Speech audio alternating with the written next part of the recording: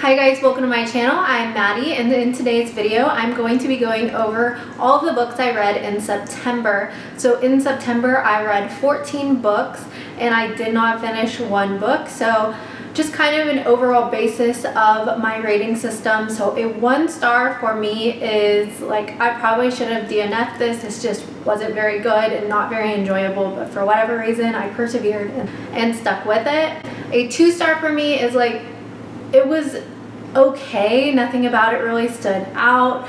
It wasn't so bad that I was cringing the entire time just trying to flip pages, but it just wasn't good either.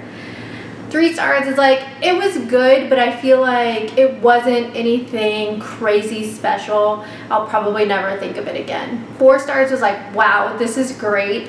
I really enjoyed this, but it wasn't like one of my all-time favorites. And 5 stars for me is like, this is pretty close to perfection. It's a new favorite. So let's go ahead and get into this. The first book that I read in September is Mary Jane. This book is on Kindle Unlimited, and I gave it 2.5 out of 5 stars. The overall premise of Mary Jane is it's historical fiction. It's set in the 1970s and it follows our 14-year-old protagonist as she begins babysitting for a family nearby. Mary Jane's upbringing is very conservative. Her parents are very much so like robotic type of stereotypical gender roles that you think of when you think of the 1970s. Her dad is a very stoic lawyer, I believe, and then her mom is a homemaker who just wants to raise Mary Jane with these very idyllic values. So when Mary Jane begins babysitting for the new couple in town, her parents are kind of disillusioned and they think that this couple that she's going to be babysitting for are very esteemed because the dad is a doctor. Well, it turns out he's a psychiatrist, which psychiatry and therapy back then was just taboo, not really talked about. So Mary Jane in her new babysitting gig experiences all of these different things. One of the patients of the family that she's babysitting for turns out to be a famous couple, and they expose her to just kind of new values that she's never been exposed to before, such as drugs, drinking, fighting in the familial home. Honestly, I thought this book was kind of bizarre. It gave a really weird message that you don't want to follow social norms, but I think it was almost too extremist, and then it was like, but you have to experiment with drugs and drinking to do so. So maybe it just went over my head. I just didn't really like it. It also became like extremely corny and musical throughout the book. Like the amount of times that this family just broke out into singing and making up songs, I just felt like I was watching like a weird episode of High School Musical. I just was confused. Mary Jane was also annoyingly naive at times, and the characters would explain like sexual innuendos and experiences to her, and I already know what those things are, so having to read that was kind of like awkward. It definitely wasn't poorly written, but I just would not recommend it personally. The next book that I read was The Love Season by Hilderbrand. I really enjoy Hilderbrand's writing style, but I don't always enjoy her plots or the decisions that her characters make.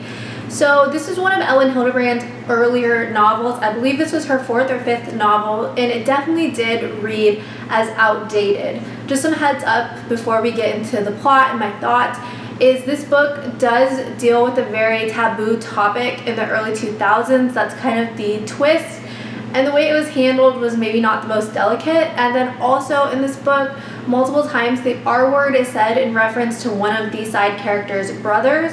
So the premise of The Love Season is it takes place in a 24-hour span. It follows 2 characters.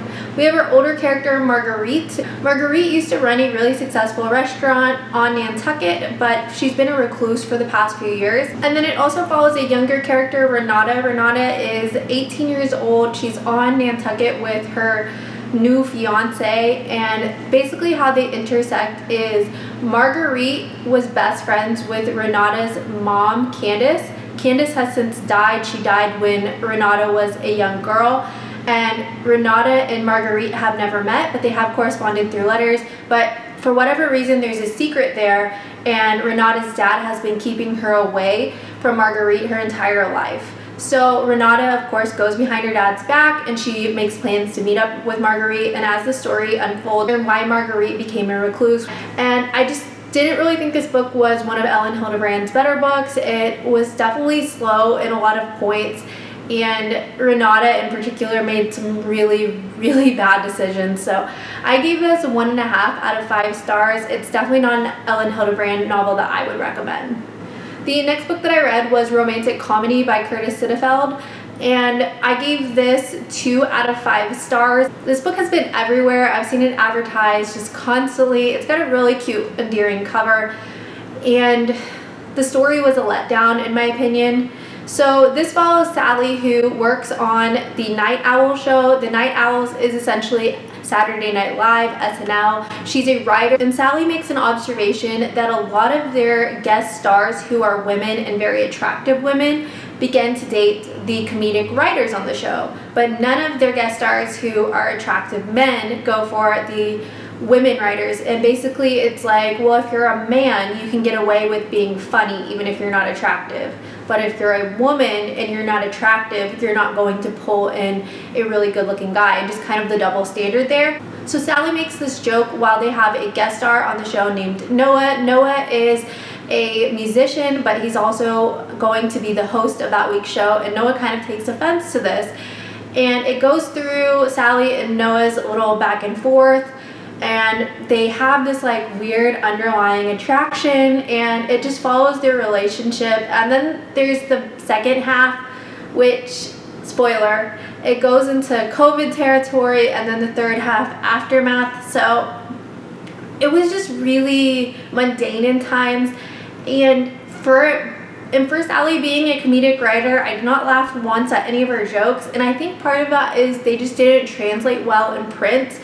Reading someone's stand-up comedy in print is just awkward, and it just was dead air in my opinion. So I would definitely try another book by Curtis Sittenfeld, but this one was not it. The fourth book that I read this month was an ARC that I received from Goodreads. It comes out in October, so you can pick it up if you want to. This book is called The Intern, and it was by Michele Campbell. This was a legal thriller. I gave this book 2 out of 5 stars. This book follows Madison, who is a 2L at Harvard. Madison works really hard. She's worked hard her entire life, and she idolizes this judge named Catherine. She ends up getting an internship for Catherine, but it turns out that Catherine is the sitting judge of a court case where Madison's brother Danny has been arrested. Now, Madison's brother Danny has always been a troublemaker, but he insists he had nothing to do with this and that he's being framed by the cops and by also the actual drug dealers. So Madison does not disclose this information to the judge, and she's basically on the edge of her seat of the judge finding out for the entire novel. Then we also are introduced to the judge's backdrop, and is she really good, is she really bad?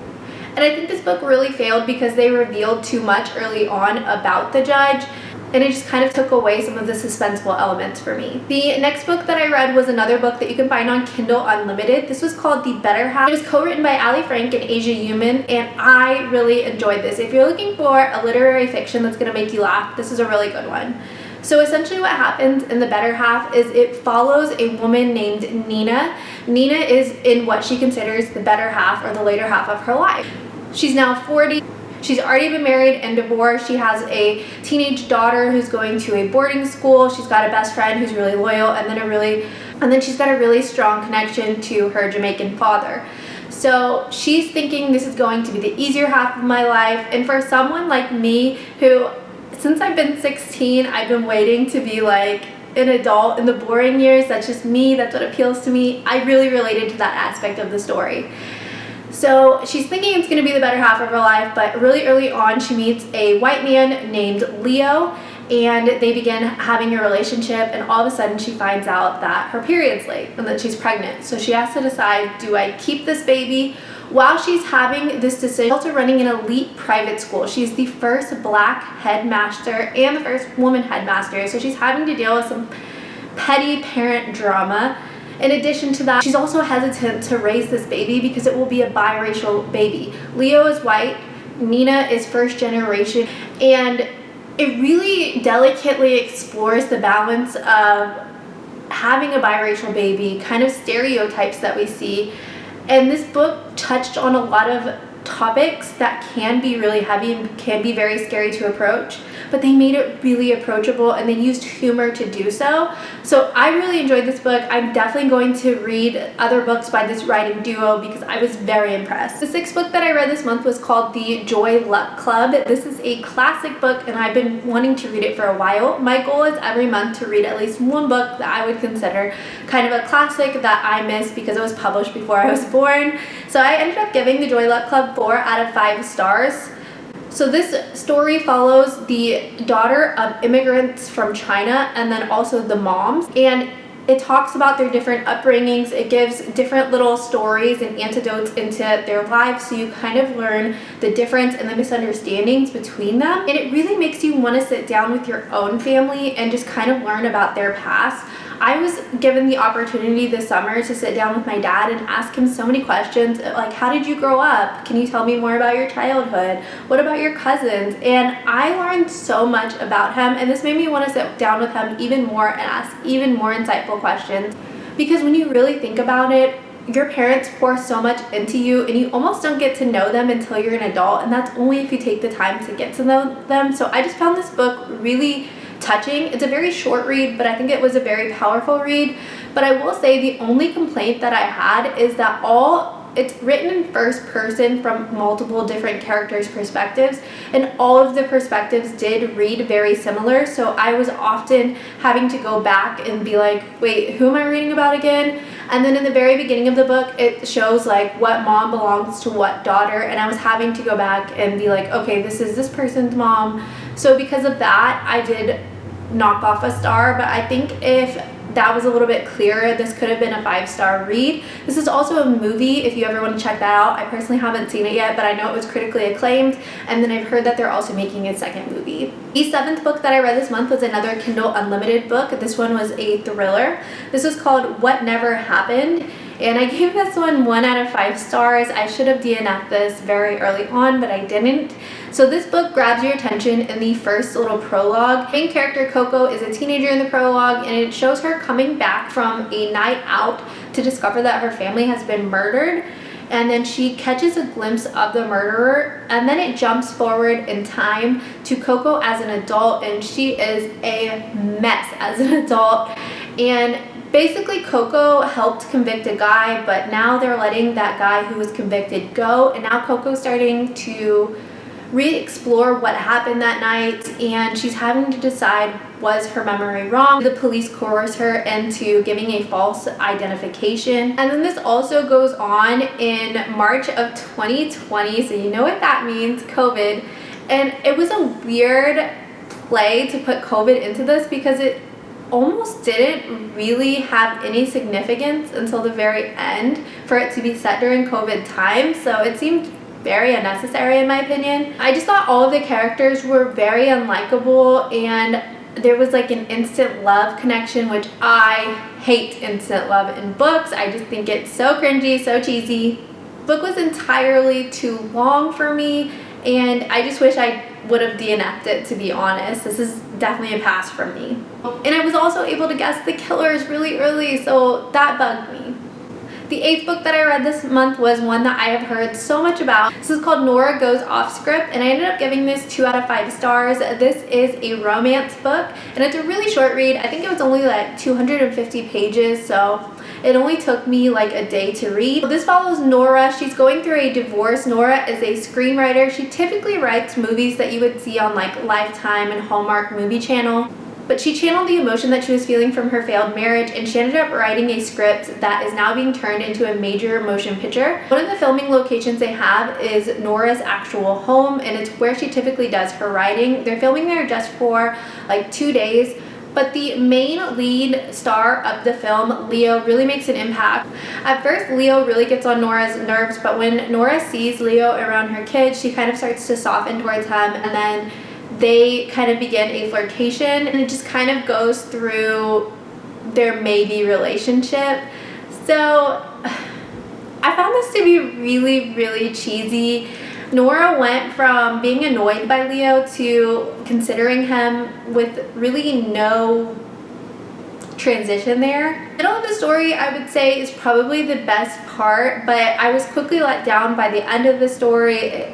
It went into one of the miscommunication tropes, which I hate a miscommunication trope. Had they just spoken to each other like adults, we wouldn't have had the conflict. And to me, that's just lazy writing to put in such a blatant error, in my opinion, especially when we're living in the 21st century where we can text and communicate in multiple different ways. Like, there's really no excuse for miscommunication, so that's why it was such a letdown for me. So 2 out of 5 stars. I just think there's better romances out there. The 9th book I read was another Kindle Unlimited book. This was called Well.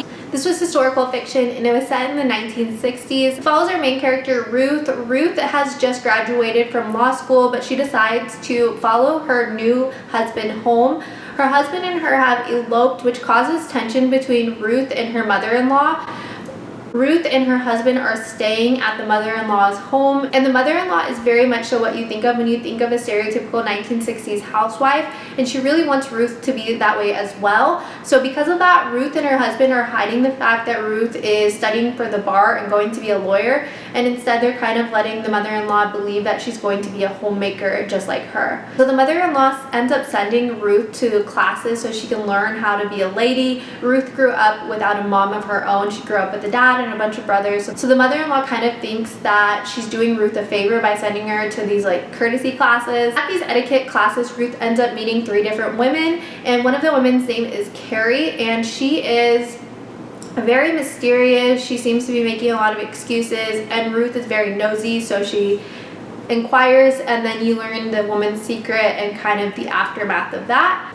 I only ended up giving this 2.5 out of 5 stars because I thought it was pretty boring. There was nothing really wrong with the writing or wrong with the story, but it was just so lackluster, and I was able to guess her friend's secret pretty early on. It did ultimately have a really good message, and I think that it was empowering to women, but it was just a drag to get through at times. And the 10th book I read this month was probably the one that I felt the most connected to. This was Summer Sisters by Judy Blume. Now, as a former children's librarian, when I think Judy Blume, I think the Fudge series, which was one of my favorite series growing up, and one of the series I always recommended to the students that I worked with. And then of course I also think of Are You There, God? It's Me, Margaret. I was the first of my friends to read that in the 5th grade, and then we all passed it around, and it was such a beautiful experience, and I'm so glad that they made that into a movie. But this is Judy Blume's adult novel called Summer Sisters. I ended up giving this one 4 out of 5 stars, and let me tell you, this book will make you cry. Now, this follows 2 friends, Vix and Caitlin. Vix is very much so the type of girl who's going to go on the straight and narrow path. She is an achiever. She comes from a poor background, and so she realizes that if she wants to get out of that situation, she has to work really hard.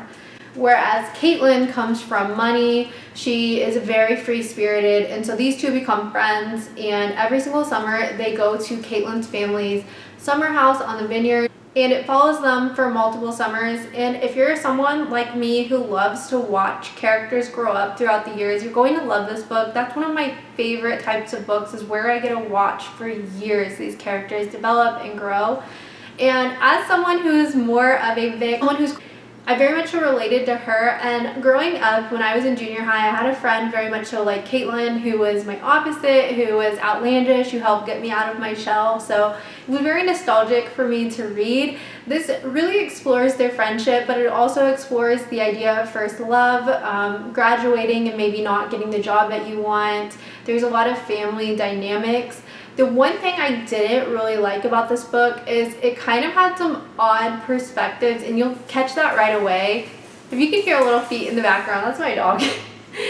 But overall, I just really enjoyed this book. It was a really fast read, and it made my heart like warm inside. And I liked it. I do wish the ending wasn't so ambiguous, and at one point I just wish that Vix would have told Caitlin off, because Caitlin needed to be kind of put in her place a little bit more, in my opinion. The 11th book that I read was another book that you can find on Kindle Unlimited, and this was the 2nd book in the Knock 'Em Out series. This book is called Things We Hide from the Light by Lucy Score. This summer I had read the 1st book in the Knock 'Em Out series, which followed Nash and Naomi, and I gave that one 2 out of 5 stars because I really enjoyed the storyline. I thought Naomi was really cute. I loved all the side characters. If you're someone who likes like small town romance, you'll probably like all of Lucy Score's books.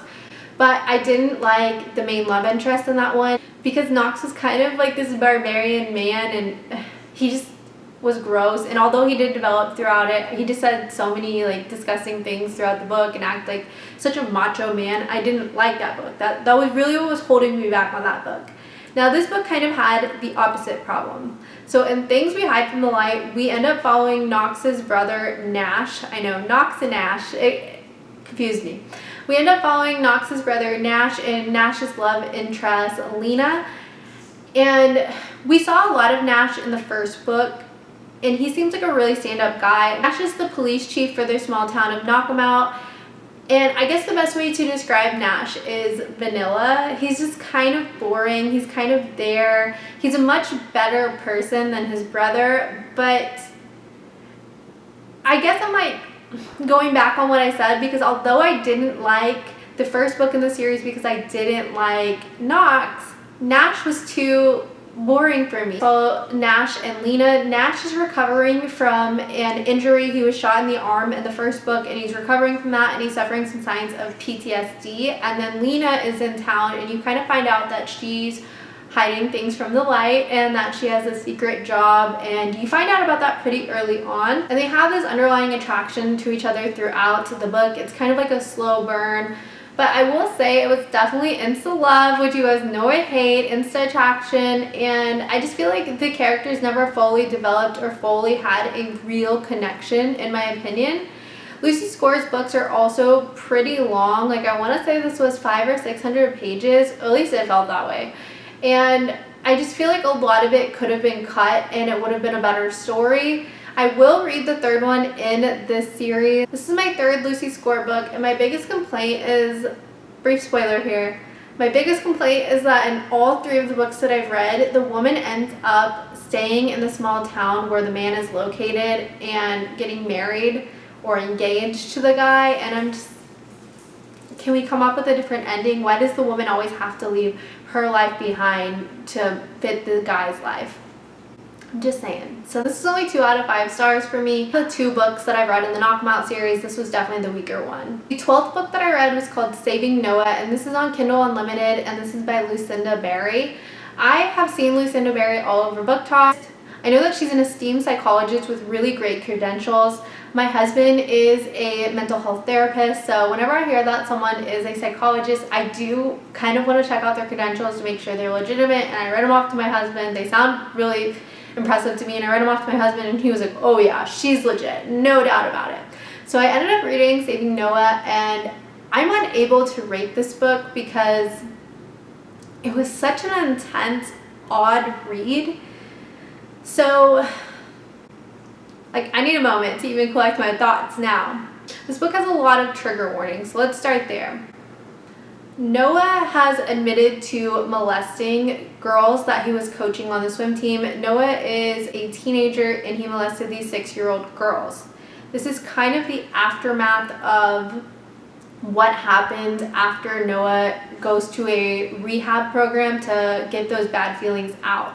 Told from Noah's mom's perspective, and I think that was a really powerful choice, because that's your kid that did this horrible thing, and you want to protect your child, but you're also having to deal with, my child did something horrible. So she's having to deal with, but I know him as this all-American swimmer. He's always made good grades. He's always made the right choices. Why did he do this? And what gets you in this story is Noah has so much remorse. He takes full accountability for everything that he does, but he says, I'm a pedophile, Mom. And then it goes from there, and it's a story that's going to stick with me for a really long time, but I don't know how to properly rate this, and I'm definitely going to need a minute before I read another Lucinda Berry book. But if her intention was to make me stop and like really feel like a gut punch, she definitely succeeded in that. So I do have to give props there. I will say her writing is very simplistic, very cut and dry. And when I told that to my husband, he was like, that makes sense with her having a clinical background, especially with the point that she's trying to get across in the story. The 13th book that I read was a book that I had actually read in my junior high days. So this came out in 2008. This book is called Sweetheart, and it's written by Zarr. And much like with classics that I missed, every single month I do also try and read a nostalgic read. So a read that I remember loving when I was either a child or a teenager, and then seeing if I still have kind of those same like warm feelings inside. And this one was so sweet. I ended up giving this book 3.5 out of 5 stars. The story follows 2 childhood best friends, Jennifer and Cameron. Jennifer and Cameron were best friends in elementary school, and they both come with kind of baggage. So Jennifer's mom is really busy going to nursing school and then also working a full-time job, so that kind of leaves Jennifer as a child a bit neglected. Her mom's trying to create a better life for them, but in doing so, you know, she creates that neglect, unfortunately. Whereas Cameron comes from a very abusive household, and we learn that really early on. And then when you're a kid, you don't really pick up on those signs of abuse or things that your friends are going through. So when Jennifer and Cameron were kids, she didn't really pick up on that until something really traumatic happened between the two of them. Now, jumping forward to when Jennifer is a senior in high school, Cameron has left. And she thinks that Cameron died because students in her class led her to believe that, and her mom like kind of confirmed that as well. Despite Cameron's disappearance / death ? Jennifer has never forgotten Cameron. At her new school, Jennifer has reinvented herself as Jenna. She's lost a lot of weight, and she now has a boyfriend and friends, which is kind of what she always wanted. But with even all of those things that she always wanted, she just never forgets Cameron. So on her birthday, she gets a note from Cameron, and she's like, wait, you're not dead? And then Cameron comes around, and much like Jennifer, Cameron's never forgotten her. So the story follows them reconnecting, and then it also explores the idea of reevaluating what you knew when you were a kid. So like I said, when we're kids, we don't really know anything but what is the norm to us. So Jennifer didn't really necessarily pick up on some of the things that were going on with Cameron when she was that 5th grader. But now that she's a teenager and she has more life experience, she picks up on it more. She is also processing the trauma that they went through on her 9th birthday when Cameron's dad did something to them, and you learn more about that. So it's a very heavy book, despite it being a very short book. And it's also a YA book. This book did really end up holding up for me. I'm really glad that I did reread it, but I will say the side characters in particular were really one-dimensional, such as Jennifer's boyfriend and friends. I understand why they maybe weren't as fleshed out as Jennifer and Cameron, but that was an annoyance. And then Jennifer's stepdad, I think, is the best depiction of a step figure in a book that I've seen. Elin was just a sweetheart. The last book that I read this month was called We Were the Lucky Ones by Georgia Moore. And I feel bad only giving this book 2 out of 5 stars. Let me explain why. So this book is a World War II book. It takes place mostly in Poland when the Soviet Union and the Nazis invade. And it's also based on the author's family's real life experiences. So that's kind of why I feel bad, because it is a traumatic story, but I just didn't really ever connect with it. This is the Kirk family. At the beginning of the book, they put in a family tree, and that really shows you like how big this family is. So there's a mother and a father, and then from them they have 5 siblings, and then each of those siblings, except for one, have like a companion or a spouse, and then one of them has a daughter in the beginning of the book, which is fine. I don't mind a big ensemble, but where the author, in my opinion, kind of failed in relaying her message is she followed these characters in too short of snippets. So each chapter was about 3 pages, and it followed one of the Kirk children or parents, and then sometimes it would follow the Kirk child and their companion. Sorry, my dog is so distracting. And because it only gave you like 1.5 to 3 pages, of storyline for them. It just never made a connection for me. Like, all of the characters kind of blended together. And then I also found like a lot of the action that happened, she told us about later. She would like kind of cut it off on a cliffhanger whenever something big was about to happen, and then it would go to the next character. And then it would jump like months in advance back to that character where there was the cliffhanger, and then we'd have to hear that they survived, but we never really saw how they made it out of the situation they were in. So I think that the way that she chose to structure the story was really the downfall on this, but they are making a Hulu limited series on this book, and it's going to star Logan Lerman of the Percy Jackson movies, which, whew, my teenage heart, he was my crush. I loved him in Perks of Being a Wallflower. And then it's also going to star Joey King, who always does a phenomenal job, and I think maybe it will translate better as a limited series than it did as a book. One book that I decided to DNF this month was a book that was on Kindle Unlimited, and this book was called Bad Summer People. This was a Reese Witherspoon pick, and I gotta tell you, Reese Witherspoon's picks lately have really been letting me down. When she first started her book club, I loved her picks. I loved Little Fires Everywhere. I really enjoyed Where the Crawdads Sing. And she had a few others that I thought were like definitely hits. But the ones that I've read as of late just have not been good. So I think this was a pick either from this summer or last summer. And it was called Bad Summer People. And I stopped reading it on page 37 because the author was doing this gigantic information dump on each character that she introduced, where basically she spanned like their entire backstory just right as we got to know them. And to me, that's a very juvenile style of writing, so I just couldn't get past that. I found that I was like having to reread sentences whenever I have to go back and keep reading the same sentence over and over. To me, that's an indicator that it's time to move on. So I went ahead and returned that one to Kindle Unlimited. So those were all of the books that I read for the month of September. Leave me a comment down below. Let me know if you've read any of these books, and if you have or haven't, also let me know what was your favorite book that you read in September. If you did enjoy this video, please do make sure that you hit the subscribe button and the thumbs up. I will see you guys next video. Bye!